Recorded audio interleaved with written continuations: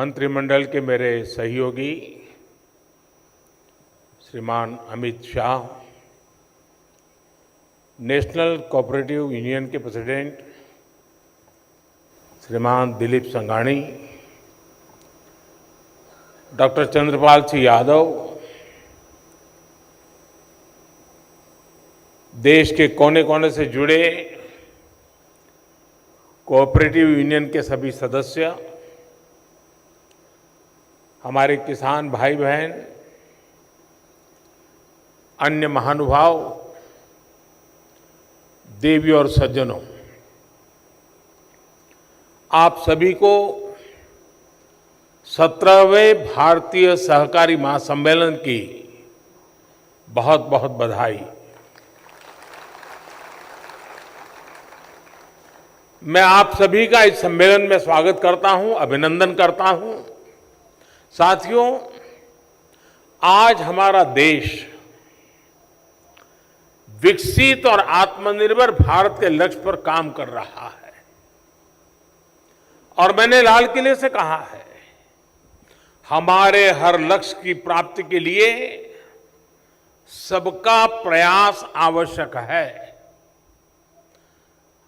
और सहकार की स्पिरिट भी तो सबका प्रयास का ही संदेश देती है। आज अगर हम दूध उत्पादन में विश्व में नंबर 1 है, तो इसमें डेयरी कोऑपरेटिव्स का बहुत बड़ा योगदान है।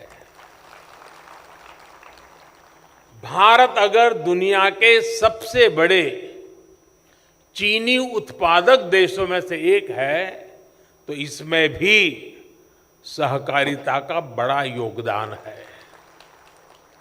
देश के बहुत बड़े हिस्से में कोऑपरेटिव्स छोटे किसानों का बहुत बड़ा संबल बनी है। आज डेयरी जैसे सहकारी क्षेत्र में लगभग 60% भागीदारी हमारी माताओं बहनों की है। इसलिए जब विकसित भारत के लिए बड़े लक्ष्यों की बात आई, तो हमने सहकारिता को एक बड़ी ताकत देने का फैसला किया। हमने पहली बार, जिसका भी अमित भाई ने विस्तार से वर्णन किया, पहली बार सहकारिता के लिए अलग मंत्रालय बनाया, अलग बजट का प्रावधान किया। आज कोऑपरेटिव्स को वैसी ही सुविधाएं, वैसा ही प्लेटफॉर्म उपलब्ध कराया जा रहा है जैसा कॉरपोरेट सेक्टर को मिलता है। सहकारी समितियों की ताकत बढ़ाने के लिए, उनके लिए टैक्स की दरों को भी कम किया गया है। सहकारिता क्षेत्र से जुड़े जो मुद्दे वर्षों से लंबित थे, उन्हें तेज गति से सुलझाया जा रहा है। हमारी सरकार ने सहकारी बैंकों को भी मजबूती दी है। सहकारी बैंकों को नई ब्रांच खोलनी हो, लोगों के घर पहुंचकर बैंकिंग सेवा देनी हो, इसके लिए नियमों को आसान बनाया गया है। साथियों, इस कार्यक्रम से इतनी बड़ी संख्या में हमारे किसान भाई बहन जुड़े हैं। बीते 9 वर्षों में जो नीतियां बदली हैं, निर्णय लिए गए हैं, उनसे क्या बदलाव आया है, ये आप अनुभव कर रहे हैं। आप याद कीजिए, 2014 से पहले अक्सर किसानों की मांग क्या होती थी? किसान कहते थे कि उन्हें सरकार की मदद बहुत कम मिलती है और जो थोड़ी सी मदद भी मिलती थी, वो बिचौलियों के खाते में जाती थी। सरकारी योजनाओं के लाभ से देश के छोटे और मझले किसान वंचित ही रहते थे। पिछले 9 वर्षों में ये स्थिति बिल्कुल बदल गई है। आज देखिए, करोड़ों छोटे किसानों को पीएम किसान सम्मान निधि मिल रही है और कोई बिचौलिया नहीं, कोई फर्जी लाभार्थी नहीं। बीते 4 वर्षों में इस योजना के तहत 2.5 लाख करोड़ रुपए, आप सब सहकारी क्षेत्र का नेतृत्व करने वाले लोग हैं, मैं आशा करूंगा कि इन आंकड़ों पर आप गौर करेंगे। 2.5 लाख करोड़ रुपए सीधे किसानों के बैंक खातों में भेजे गए हैं। ये कितनी बड़ी रकम है, इसका अंदाजा आप एक और आंकड़े से अगर मैं तुलना करूंगा तो आप आसानी से लगा सकेंगे। 2014 से पहले के 5 वर्षों के कुल कृषि बजट ही मिला दें, 5 साल का एग्रीकल्चर बजट, तो वो 90,000 करोड़ रुपए से कम था। 90,000 से कम, यानी तब पूरे देश के कृषि व्यवस्था पर जितना खर्च तब हुआ, उसका लगभग 3 गुना हम सिर्फ एक स्कीम यानी पीएम किसान सम्मान निधि पर खर्च कर चुके हैं। साथियों, दुनिया में निरंतर महंगी होती खादों, केमिकल्स का बोझ किसानों पर ना पड़े, इसकी भी गारंटी, और ये मोदी की गारंटी है, केंद्र की भाजपा सरकार ने आपको दी है। आज किसान को यूरिया बैग, एक बैग का करीब करीब 270 रुपये से भी कम कीमत पर यूरिया की बैग मिल रही है।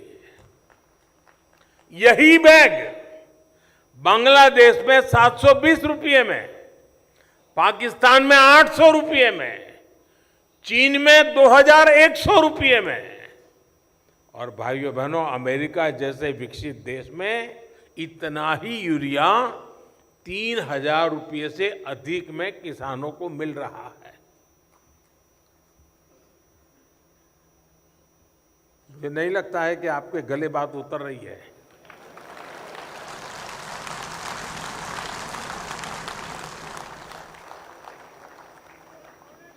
जब तक ये फर्क समझेंगे नहीं हम,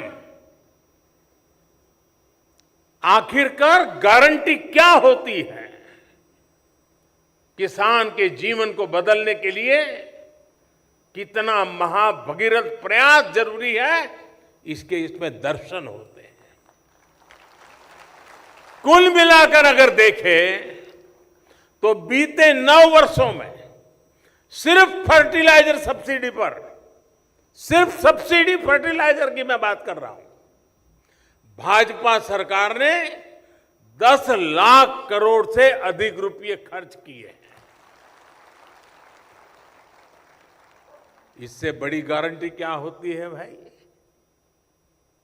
साथियों, किसानों को उनकी फसल की उचित कीमत मिले, इसे लेकर हमारी सरकार शुरू से बहुत गंभीर रही है।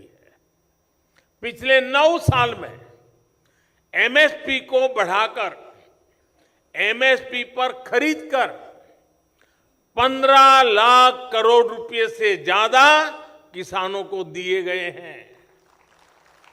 यानी हिसाब लगाएं तो हर वर्ष केंद्र सरकार आज 6.5 लाख करोड़ रुपए से अधिक खेती और किसानों पर खर्च कर रही है, जिसका मतलब है कि प्रति वर्ष हर किसान तक सरकार औसतन 50,000 रुपये किसी न किसी रूप में उसे पहुंचा रही है। यानी भाजपा सरकार में किसानों को अलग अलग तरह से हर साल 50,000 रुपया मिलने की गारंटी है। ये मोदी की गारंटी है और मैं जो किया है वो बता रहा हूं, वादे नहीं बता रहा हूं। साथियों, किसान हितैषी अप्रोच को जारी रखते हुए कुछ दिन पहले एक और बड़ा निर्णय लिया गया है। केंद्र सरकार ने किसानों के लिए 3,70,000 करोड़ रुपए का एक पैकेज घोषित किया है। यही नहीं, गन्ना किसानों के लिए भी उचित और लाभकारी मूल्य अब रिकॉर्ड 315 रुपये प्रति क्विंटल कर दिया गया है। इससे 5 करोड़ से अधिक गन्ना किसानों को और चीनी मिलों में काम करने वाले लाखों श्रमिकों को सीधा लाभ होगा। साथियों, अमृत काल में देश के गांव, देश के किसान के सामर्थ्य को बढ़ाने के लिए अब देश के कोऑपरेटिव सेक्टर की भूमिका बहुत बड़ी होने वाली है।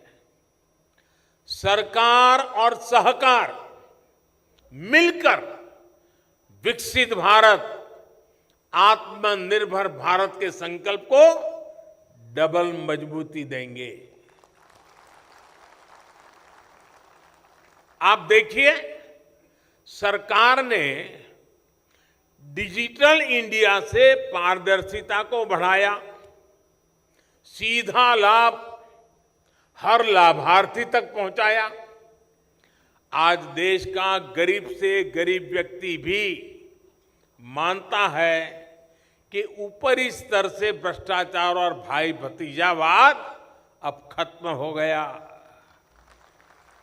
अब जब सहकारिता को इतना बढ़ावा दिया जा रहा है तो ये आवश्यक है कि सामान्य जन, हमारा किसान, हमारा पशुपालक भी रोजमर्रा की जिंदगी में इन बातों को अनुभव करे और वो भी यही बात कहे। ये आवश्यक है कि सहकारी सेक्टर पारदर्शिता का, करप्शन रहित गवर्नेंस का मॉडल बने। देश के सामान्य नागरिक का कोऑपरेटिव पर भरोसा और अधिक मजबूत हो। इसके लिए आवश्यक है कि जितना संभव हो डिजिटल व्यवस्था को सहकारिता में बढ़ावा मिले। कैश लेन देन पर निर्भरता को हमें खत्म करना है। इसके लिए अगर आप अभियान चलाकर प्रयास करेंगे और आप सब सहकारी क्षेत्र के लोग, मैंने आपका एक बहुत बड़ा काम कर दिया है, मंत्रालय बना दिया। अब आप मेरा एक बड़ा काम कर दीजिए,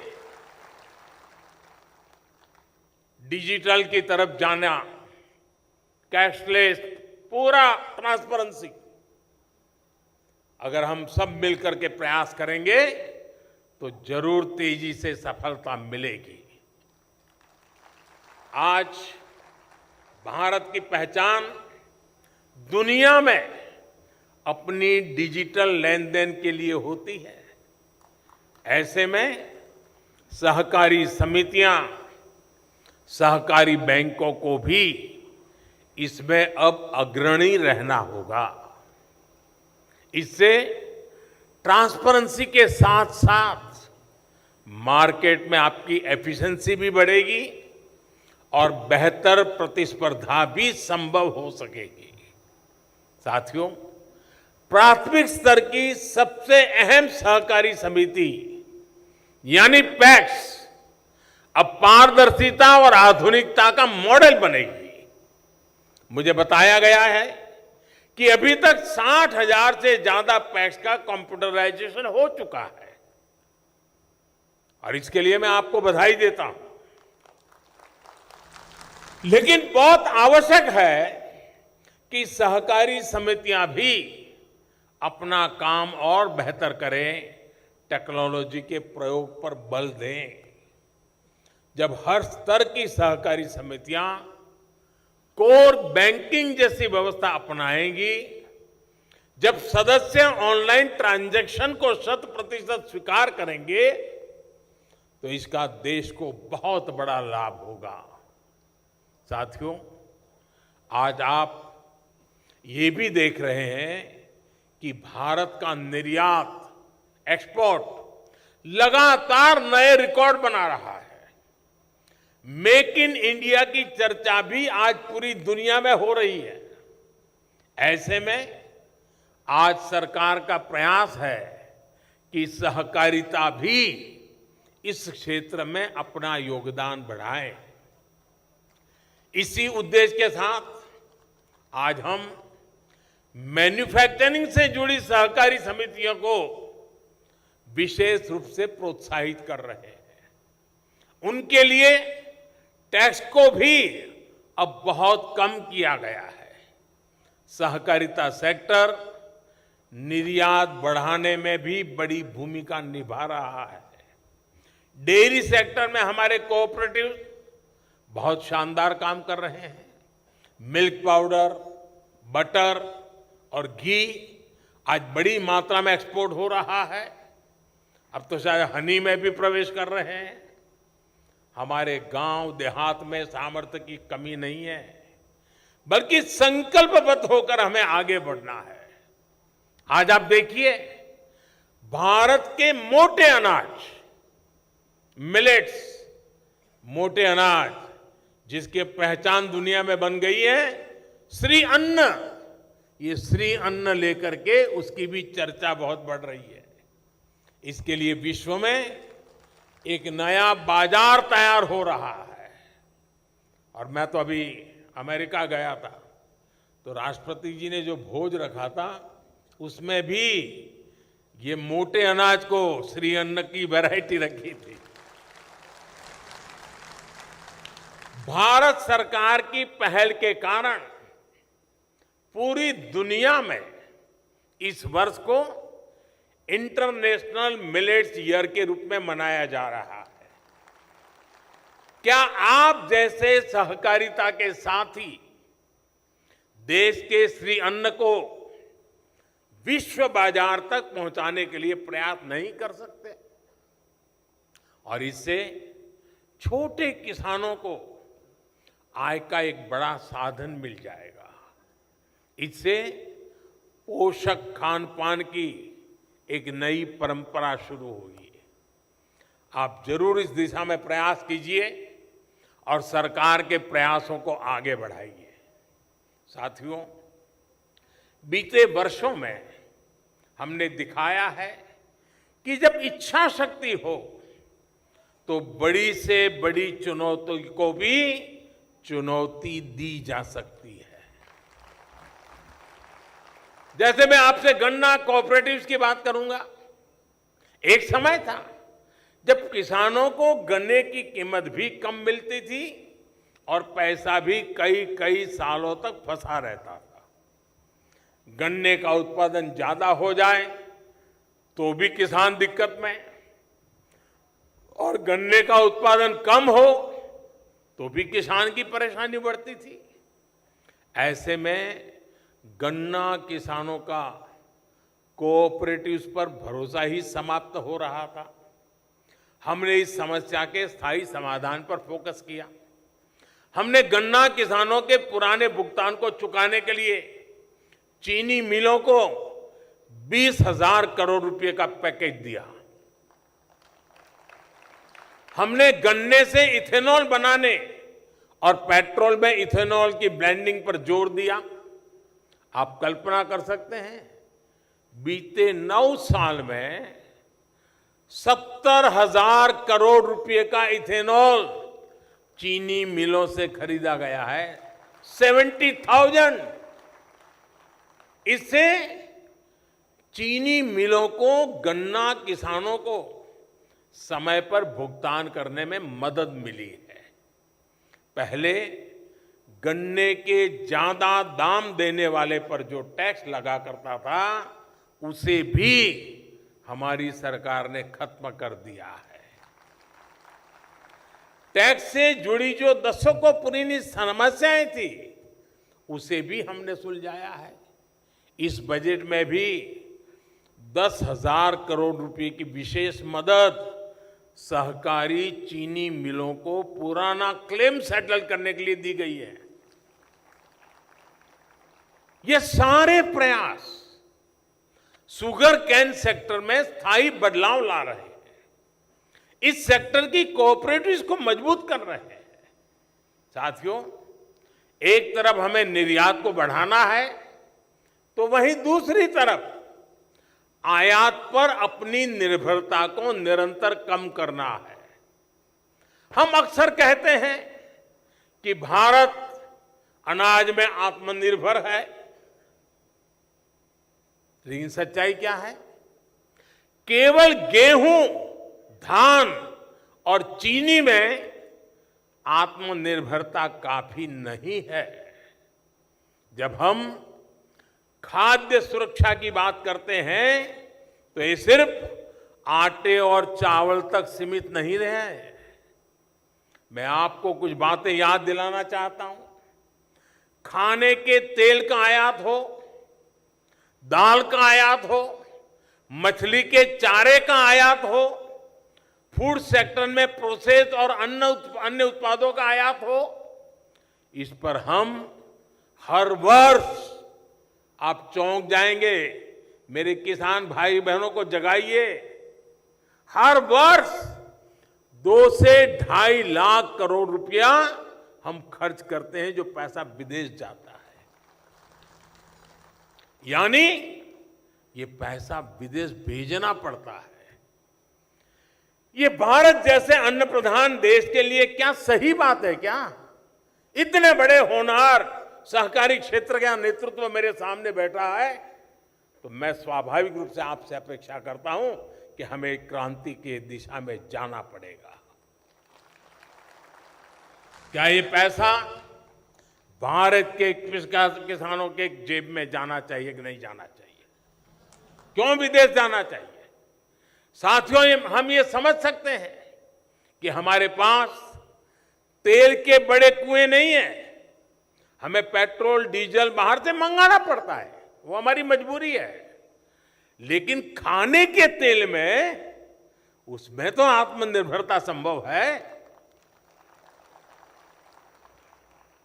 आपको जानकारी होगी कि केंद्र सरकार ने इसके लिए मिशन मोड में काम किया है। जैसे एक मिशन पाम ऑयल शुरू किया है, पामोलिन की खेती, पामोलिन का तेल उसे उपलब्ध हो। उसी प्रकार से तिलहन के फसलों को बढ़ावा देने के लिए बड़ी मात्रा में इनिशिएटिव लिए जा रहे हैं। देश की कोऑपरेटिव संस्थाएं इस मिशन की बागडोर थाम लेगी, तो देखिएगा कितनी जल्दी हम खाद्य तेल के मामले में आत्मनिर्भर हो जाएंगे। आप किसानों को जागरूक करने से लेकर प्लांटेशन टेक्नोलॉजी और खरीदी से जुड़ी हर प्रकार की जानकारी, हर प्रकार की सुविधाएं दे सकते हैं। साथियों, केंद्र सरकार ने एक बहुत बड़ी योजना फिशरीज सेक्टर के लिए शुरू की है। पीएम मत्स्य संपदा योजना से आज मछली के उत्पादन में बहुत प्रगति हो रही है। देश भर में जहां भी नदियां हैं, छोटे तालाब है, इस योजना से ग्रामीणों को, किसानों को आय का अतिरिक्त साधन मिल रहा है। इसमें लोकल स्तर पर फीड उत्पादन के लिए भी सहायता दी जा रही है। आज 25,000 से ज्यादा सहकारी समितियां फिशरीज सेक्टर में काम कर रही हैं। इससे फिश प्रोसेसिंग, फिश ड्राइंग और fish curing, fish storage, fish Canning, fish transport, ऐसे अनेक काम उनको आज ऑर्गेनाइज वे में बल मिल रहा है। मछुआरों का जीवन बेहतर बनाने में और रोजगार निर्माण में मदद मिली है। पिछले 9 वर्षों में इनलैंड फिशरीज में भी 2 गुनी वृद्धि हुई है। और जैसे हमने सहकारिता मंत्रालय अलग बनाया, उससे एक नई ताकत खड़ी हुई है, वैसे ही लंबे समय से एक मांग थी देश को फिशरीज के लिए अलग मंत्रालय बनाना चाहिए, वो भी हमने बना दिया। उसकी भी अलग बजट की व्यवस्था की और उस क्षेत्र के परिणाम नजर आने लगे हैं। इस अभियान को सहकारिता सेक्टर और विस्तार कैसे दे सकता है, इसके लिए आप सभी साथी आगे आए, यही मेरी आपसे अपेक्षा है। सहकारिता सेक्टर को अपनी पारंपरिक अप्रोच से कुछ अलग करना होगा। सरकार अपनी तरफ से हर प्रयास कर रही है। अब मछली पालन जैसे अनेक नए सेक्टर्स में भी पैक्स की भूमिका बढ़ रही है। हम देश भर में 2 लाख नई मल्टीपर्पज सोसाइटी बनाने के लक्ष्य पर काम कर रहे हैं। और जैसा अमित भाई ने कहा, अब सब पंचायतों में जाएंगे तो यह आंकड़ा और आगे बढ़ेगा। इससे उन गांवों, उन पंचायतों में भी सहकारिता का सामर्थ्य पहुंचेगा जहां अभी ये व्यवस्था नहीं है। साथियों, बीते वर्षों में हमने किसान उत्पादक संघों यानी एफपीओस, उसके निर्माण पर भी विशेष बल दिया है। अभी देश भर में 10,000 नए एफपीओस के निर्माण पर काम चल रहा है और इसमें से करीब 5,000 बन भी चुके हैं। ये एफपीओ छोटे किसानों को बड़ी ताकत देने वाले हैं। ये छोटे किसानों को मार्केट में बड़ी फोर्स बनाने के माध्यम है। बीज से लेकर बाजार तक हर व्यवस्था को छोटा किसान कैसे अपने पक्ष में खड़ा कर सकता है, कैसे बाजार की ताकत को चुनौती दे सकता है, ये उसका अभियान है। सरकार ने पैक्स के द्वारा भी एफपीओ बनाने का निर्णय लिया है। इसलिए सहकारी समितियों के लिए इस क्षेत्र में अपार संभावनाएं हैं। साथियों, कोऑपरेटिव सेक्टर किसान की आय बढ़ाने वाले दूसरे माध्यमों को लेकर सरकार के प्रयासों को भी ताकत दे सकते हैं। शहद का उत्पादन हो, ऑर्गेनिक फूड हो, खेत की मेड़ पर सोलर पैनल लगाकर अन्नदाता ऊर्जादाता बनाने का अभियान हो, बिजली पैदा करने का अभियान हो, सॉइल की टेस्टिंग हो, सहकारिता सेक्टर का सहयोग बहुत आवश्यक है। साथियों, आज केमिकल मुक्त खेती, नेचुरल फार्मिंग सरकार की प्राथमिकता है और मैं अभी दिल्ली की उन 2 बेटियों को बधाई देता हूं कि उन्होंने अपने दिल को झकझोर दिया।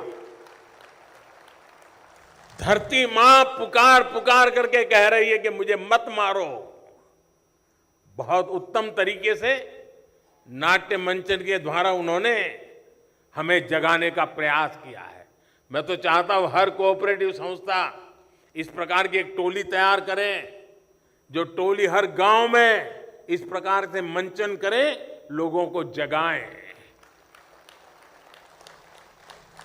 हाल में ही एक बहुत बड़ी योजना पीएम प्रमाण को स्वीकृति दी गई है। पीएम प्रणाम। लक्ष्य ये कि ज्यादा से ज्यादा किसान केमिकल मुक्त खेती अपनाएं। इसके तहत वैकल्पिक खादों, ऑर्गेनिक खाद के उत्पादन पर बल दिया जाएगा। इससे मिट्टी भी सुरक्षित होगी और किसानों की लागत भी कम होगी। इसमें सहकारिता से जुड़े संगठनों का योगदान बहुत अहम है।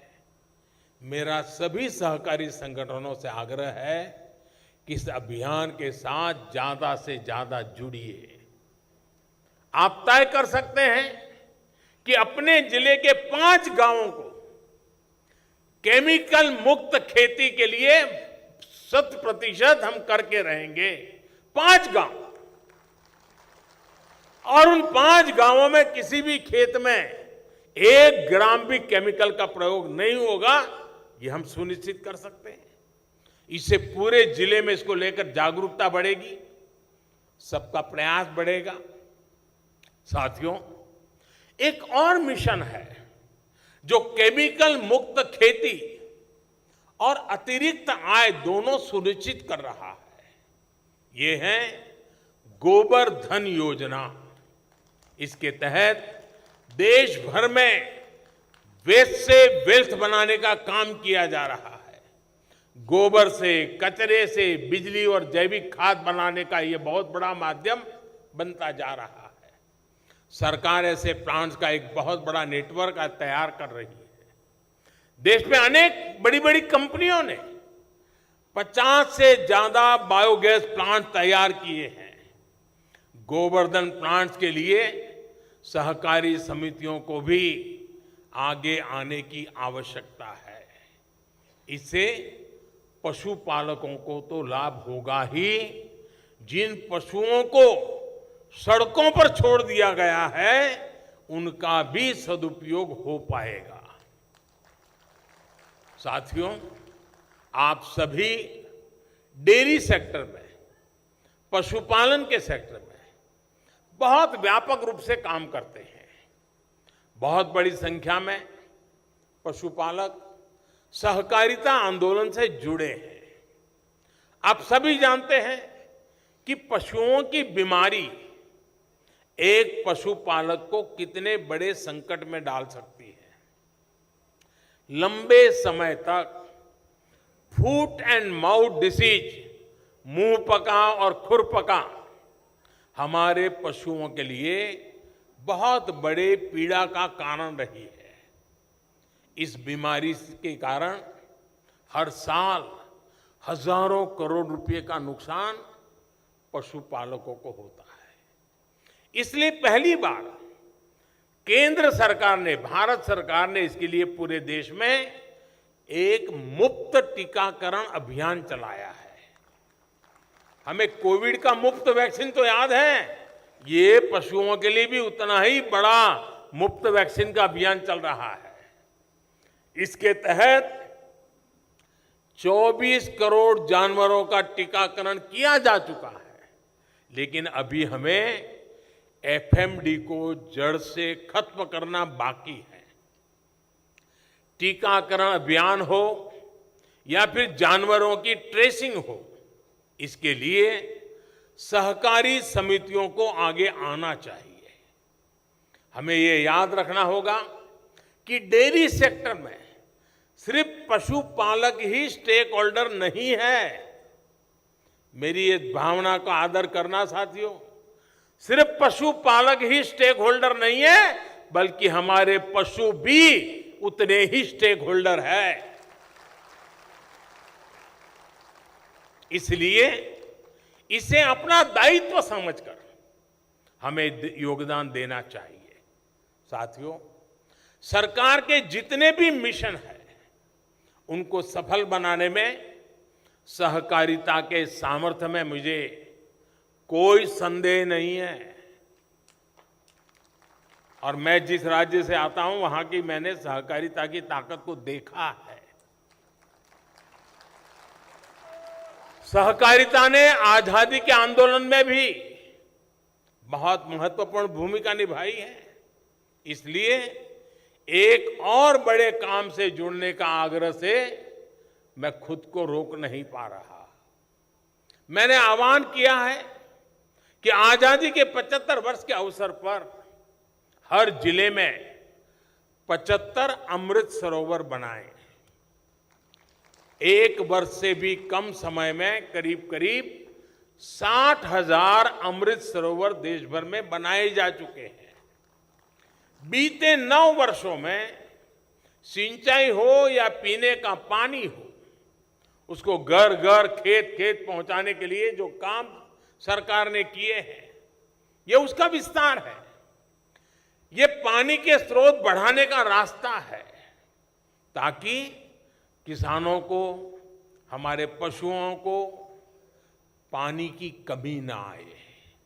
इसलिए सहकारी सेक्टर से जुड़े साथियों को भी इस पावन अभियान से जरूर जुड़ना चाहिए। आपकी किसी भी क्षेत्र की सहकारिता में एक्टिविटी हो, लेकिन आपकी क्षमता के अनुसार आप तय कर सकते हैं कि हमारी मंडली है, 1 तालाब बनाएगी, 2 बनाएगी, 5 बनाएगी, 10 बनाएगी। लेकिन हम पानी की दिशा में काम करें। गांव-गांव में अमृत सरोवर बनेंगे तो भावी पीढ़ियां हमें बहुत आभार के साथ याद करेगी। आज जो हमें पानी उपलब्ध हो रहा है ना, वो हमारे पूर्वजों के प्रयासों का परिणाम है। हमें हमारी भावी संतानों के लिए, उनके लिए भी हमें कुछ छोड़ के जाना है। पानी से जुड़ा ही एक और अभियान पर ड्रॉप मोर क्रॉप का है। स्मार्ट सिंचाई को हमारा किसान कैसे अपनाएं, इसके लिए जागरूकता बहुत आवश्यक है।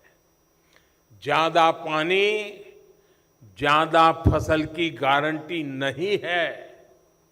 माइक्रो इरिगेशन का कैसे गांव-गांव तक विस्तार हो, इसके लिए सहकारी समितियों को अपनी भूमिका का भी विस्तार करना होगा। केंद्र सरकार इसके लिए बहुत मदद दे रही है, बहुत प्रोत्साहन दे रही है। साथियों, एक प्रमुख विषय है भंडारण का भी। अमित भाई ने उसका काफी वर्णन किया है। अनाज के भंडारण की सुविधा की कमी से लंबे समय तक हमारी खाद्य सुरक्षा का और हमारे किसानों का बहुत नुकसान हुआ है। आज भारत में हम जितना अनाज पैदा करते हैं, उसका 50% से भी कम हम स्टोर कर सकते हैं। अब केंद्र सरकार दुनिया की सबसे बड़ी भंडारण योजना लेकर आई है। बीते अनेक दशकों में देश में लंबे अरसे तक जो भी काम हुआ, उसका परिणाम क्या हुआ? करीब करीब 1400 लाख टन से अधिक की भंडारण क्षमता हमारे पास है। आने वाले 5 वर्ष में इसका 50% यानी लगभग 700 लाख टन की नई भंडारण क्षमता बनाने का हमारा संकल्प है। ये निश्चित रूप से बहुत बड़ा काम है जो देश के किसानों का सामर्थ्य बढ़ाएगा, गांवों में नए रोजगार बनाएगा। गांवों में खेती से जुड़े इंफ्रास्ट्रक्चर के लिए पहली बार 1 लाख करोड़ रुपए का स्पेशल फंड भी हमारी सरकार ने बनाया है। मुझे बताया गया है कि इसके तहत बीते 3 वर्षों में 40,000 करोड़ रुपए का निवेश हो चुका है। इसमें बहुत बड़ा हिस्सा सहकारी समितियों का है, पैक्स का है। फार्म गेट इंफ्रास्ट्रक्चर के निर्माण में, कोल्ड स्टोरेज जैसी व्यवस्थाओं के निर्माण में सहकारी सेक्टर को और अधिक प्रयास करने की आवश्यकता है। साथियों, मुझे विश्वास है नए भारत में सहकारिता देश की आर्थिक धारा का सशक्त माध्यम बनेगी। हमें ऐसे गांवों के निर्माण की तरफ भी बढ़ना है जो सहकारिता के मॉडल पर चलकर आत्मनिर्भर बनेंगे। इस ट्रांसफॉर्मेशन को और बेहतर कैसे किया जा सकता है, इस पर आपकी चर्चा बहुत अहम सिद्ध होगी। कोऑपरेटिव्स में भी कोऑपरेशन को और बेहतर कैसे बनाएं, आप इस पर भी जरूर चर्चा करिए। कोऑपरेटिव्स को राजनीति के बजाय समाज नीति और राष्ट्र नीति का वाहक बनना चाहिए। मुझे विश्वास है आपके सुझाव देश में सहकार आंदोलन को और मजबूती देंगे, विकसित भारत के लक्ष्य की प्राप्ति में मदद करेंगे। एक बार फिर आप सबके बीच आने का अवसर मिला, आनंद हुआ। मेरी तरफ से भी आपको बहुत बहुत शुभकामनाएं देता हूं। धन्यवाद। वीके न्यूज, राष्ट्र के नाम।